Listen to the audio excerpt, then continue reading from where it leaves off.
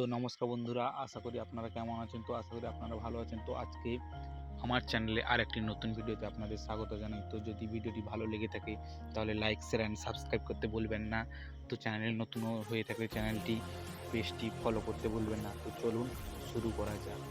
তো আজকে আমরা মূলত ভিডিওটি যেই টপিকে কথা বলবো সেটি জুলাই মাসের লক্ষ্মীর ভাণ্ডারের যে পেমেন্ট সেটি কীভাবে বা কী প্রসেসে আছে সেটি আপনাদের কাছে তুলে ধরবো। তো যদি দেখতে চান পুরো ভিডিওটি দেখুন।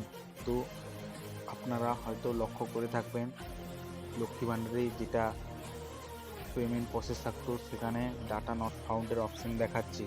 তো তার জন্য সেটা কি জুলাই মাসে পেমেন্ট হবে কি হবে না এই ভিডিওর মাধ্যমে আপনাদের কাছে তুলে ধরবো। তো লক্ষ্মী ভাণ্ডার যতটা সম্ভাবনা রয়েছে লক্ষ্মী ভাণ্ডারে চিন্তার কোনো কারণ নেই, আপনাদের জুলাই মাসে পেমেন্টটা হবে। তো লক্ষ্মী ভাণ্ডারে কিছু নতুন মানুষ হওয়ার জন্য বা মেম্বার অ্যাড হওয়ার জন্য সেটি আরও বড় অ্যামাউন্টের টাকা পে করতে হচ্ছে রাজ্য সরকার।